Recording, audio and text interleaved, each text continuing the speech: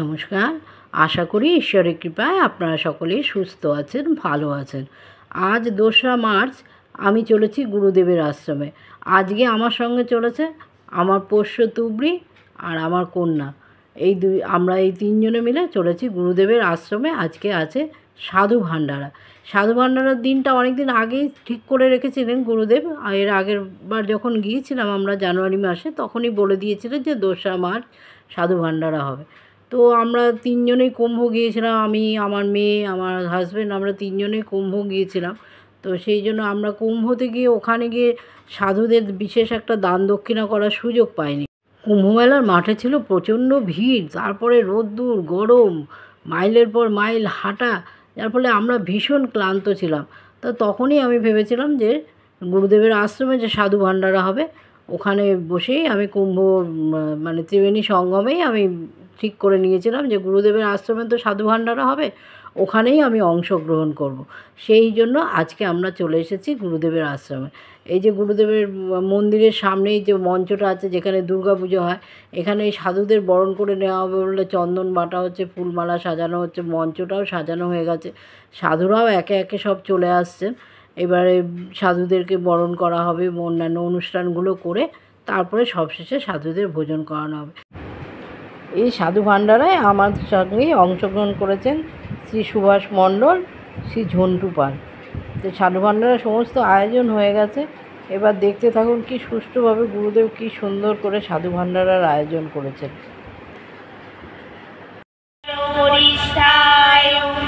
রাম কৃষ্ণ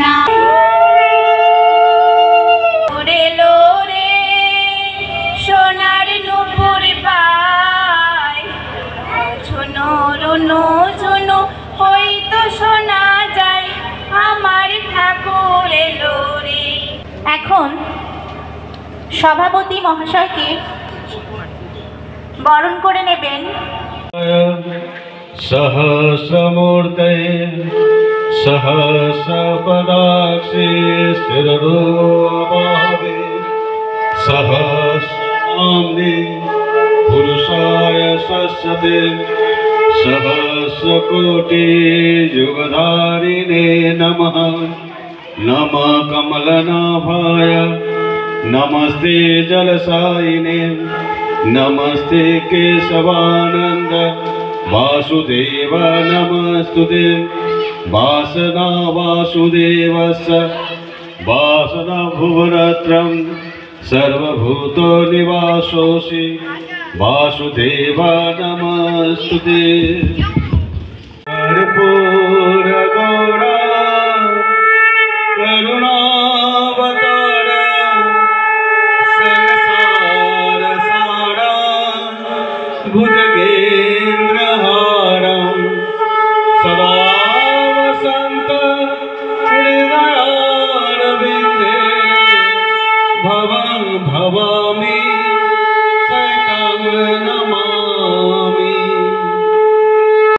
কি যে ভালো লাগছে বোঝানো যাবে না। তীর্থ তীর্থ চাইছে। আপনারা সব কুম্ভ গেছিলেন তাই না? শ্রী শ্রী মায়ের কাছে ঠাকুরের কেশ ছিল। মা চিন্তা করেছিলেন এই কেশ আমি কি করব। সেই কেসটি কিন্তু মা সিদ্ধান্ত নিলেন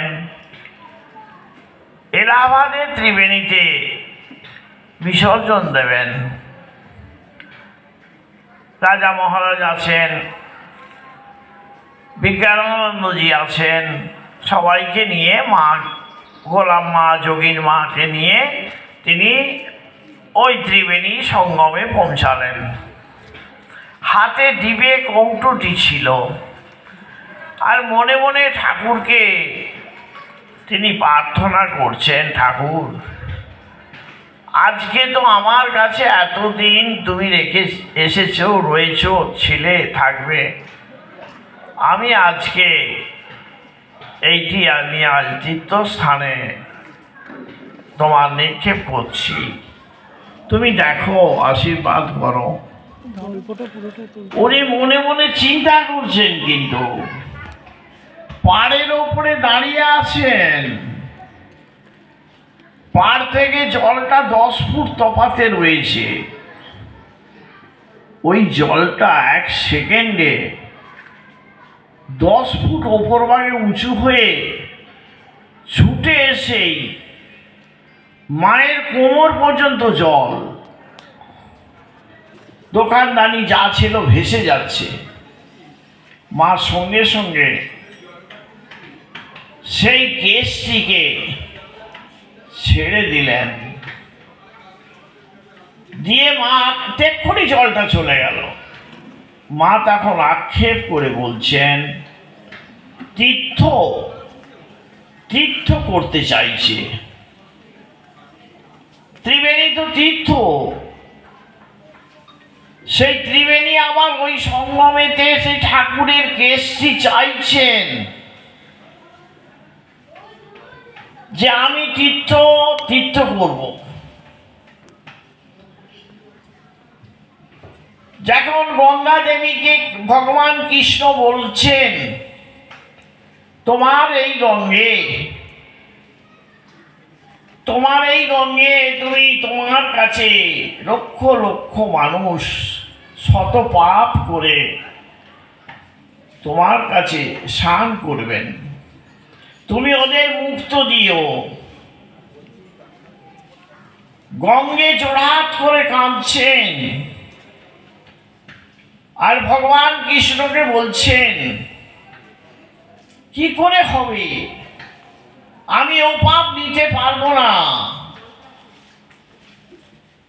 নারায়ণ গঙ্গের বাগে চিন্তা করে বলছেন, গঙ্গে তুমি চিন্তা করো না, তোমার এই গর্ভে সকাল সন্ধ্যে 3 জন চান করবে। সূর্য উদয় আগে এক পরম বৈষ্ণব তোমার ভক্ত, সে কিন্তু চান করবে, তার পদরজ পাবে তুমি, তাতেই তুমি সারা রাত্রি যে পাপ তোমার গর্ভে গেছে সেইটাতে তুমি মুক্তি পাবে। আবার কিন্তু সেই দুপুরবেলা মধ্যমে যেইভাবে তিনি আবার এক বৈষ্ণব তোমার গর্ভে স্নান করবেন, তার পদরজ ধুলো তুমি পাবে, তাতেই তুমি শুদ্ধ পবিত্র মঙ্গল করবে। আবার ত্রিসন্ধ্যার সময় আবার এক বৈষ্ণব স্নান করবেন। সেইভাবে তিনি গঙ্গেকে আশীর্বাদ করলেন ভগবান কৃষ্ণ। আজকে এই মহাতীর্থ স্থানে আপনারা সবাই তো অনেক কিছু কামনা বাসনা 144 বৎসর স্নান করে মুক্তি পাওয়ার জন্য চেষ্টা করে গেছেন। এই বিষয়ে মাকে জিজ্ঞেস করা হয়েছিল যে মা এতে কি তোমার মুক্তি পাবে, জগন্নাথ দর্শন করলেও কি মুক্তি হয়ে যাবে? না বাবা, হবে না, এদের কোনো মুক্তি হবে না। কি করে হবে? কায় মনোবাক্যে ধর্ম অর্থ কাম মোক্ষ ত্যাগ করে শুধু তোমার চরণ দুটি শান্তি করে সেইটি পাবার জন্য যদি তোমার কাছে কেউ যায় যে আমি আর চাই না মা, আমি চাই তোমার সেই কমল দুখানি, এখন সেই মুক্তি পাবে, তাছাড়া কেউ পাবে না গো।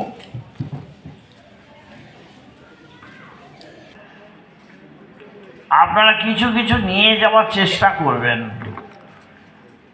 এই একজন ঠাকুমা রোজই কিন্তু ভাগবত শুনতে যেতেন। সেই দিনে কোনো কারণে সে ভাগবত শুনতে যেতে পারেনি, তার বৌমা গেছে। তার বৌমা তারপর দিনে ফিরে এসেছেন। এই সময় একজন এসে বলছে, মা একটা রুটি দেবে। আর শাশুড়ি তো দেখে বলছে, বাবা এখন অন্য ঘরকে যা, আমাদের আর কিছু নেই বাবা, যা চলে যা। সে তবু দাঁড়িয়ে বলছে, বড় খিদে পেয়েছে মা।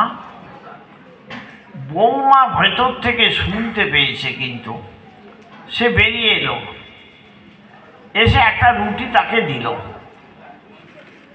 শাশুড়ি বসে বসে বলছে, বাবা তোমাকে তো কালকে ভাগবত শুনতে পাঠিয়ে খুব খারাপ হলো আমার, জানো তো। আমি কিন্তু দীর্ঘ 20 বছর ভাগবত শুনতে যাচ্ছি, আমি বাবা কিচ্ছু নিয়ে আসি না, যাই আর যা শুনি ওই জায়গাতে রেখে দিয়েই চলে আসি। তুমি দেখছি বাবা কালকে ভাগবত শুনতে যে সব নিয়ে ঘরে ভেতরে চলে এসেছো, কি সর্বনাশ।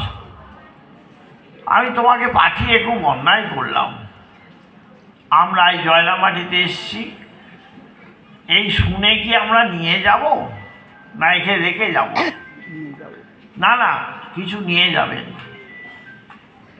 বাড়িতে যে জাবর কাটবেন, গরুরা যেমন জাবর কাটে, এই জয়রামাটি গেছিলাম, অনেক কিছু দেখলাম।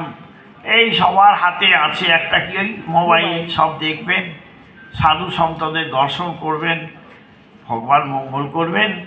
জয় শ্রী রামকৃষ্ণ দেব কি জয়, ভগবান শ্রী রামকৃষ্ণ দেব কি জয়, মা শারদা কি জয়, স্বামীজি মহারাজ কি জয়, জয়রাম বাটি কি জয়, পুণ্যস্থান কি জয়, জয়রাম বাটি কি জয়, রামকৃষ্ণ সারদা মঠ মিশন কি জয়, সাধু সন্ত মহারাজ কি জয়, ভক্তবৃন্দ কি জয়। ভগবান ভালো থাকুন, একটু পাশে সরান মহারাজদের। এখন খাওয়ার ব্যবস্থা, আহারের ব্যবস্থা করা হোক। সাধু মহারাজরা সব আহারে বসে পড়েছেন, তাদেরকে প্রদীপ জ্বালিয়ে, ঘণ্টা বাজিয়ে, চন্দন ফুল দিয়ে বরণ করা হচ্ছে। এরপরে ওনাদেরকে খাবার পরিবেশন করা হবে।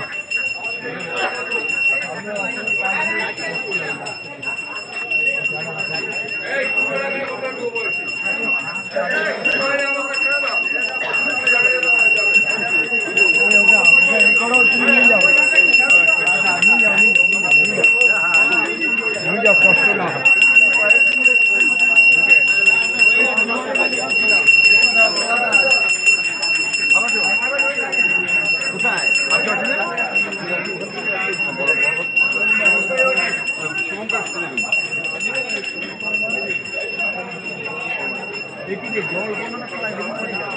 জল দিচ্ছে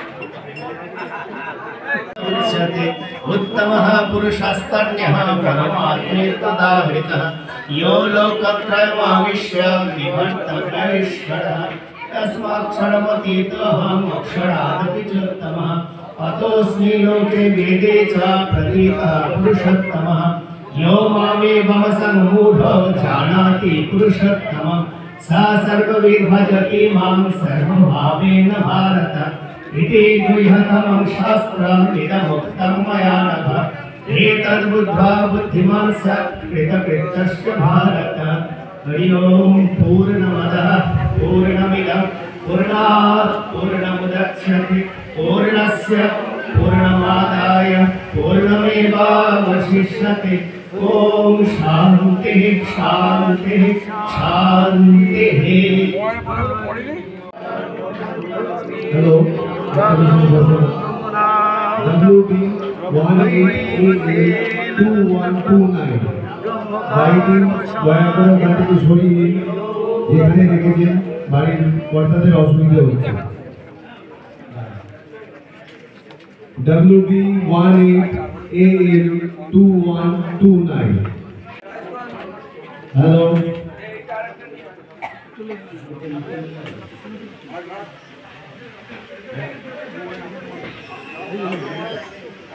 সাধু মহারাজদের পরিবেশন করা শুরু হয়ে গেছে। গুরুদেব ঘুরে ঘুরে প্রত্যেকজন সাধুর কাছে হাত জোর করে তাদেরকে আপ্যায়ন করছেন যে তারা যেন সুষ্ঠুভাবে সুন্দরভাবে পেট ভরে তারা আহারটা গ্রহণ করেন। আর আমরাও অপেক্ষা করছি সাধুদের ভোজন পর্ব আমরা দর্শন করছি। গুরুদেবের কৃপাতে আমার এই সাধু ভাণ্ডার দর্শন করা হলো। এই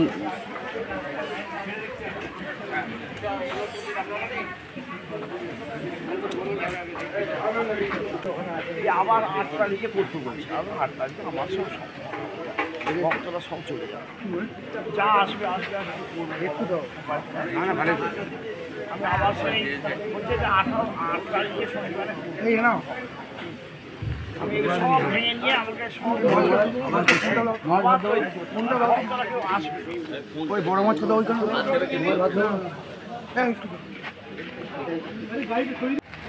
ওই জন্য আমি তো পারলাম। হ্যাঁ ডাবলই ডাবল এই দেখুন দুখানা একটা সেই একটা রয়েছে।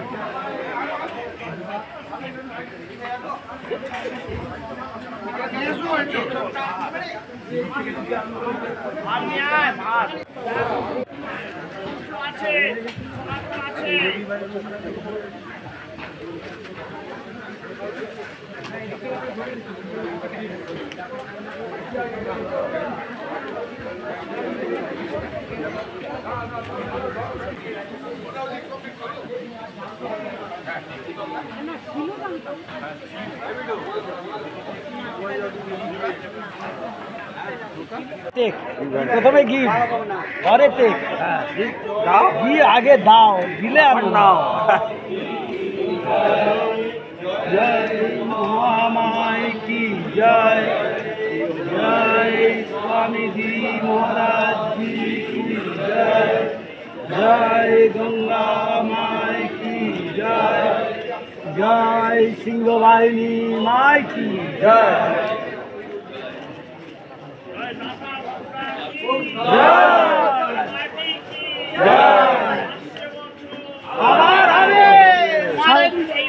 জয় মহারাজের জয়, জয় সদানন্দ মহারাজের জয়।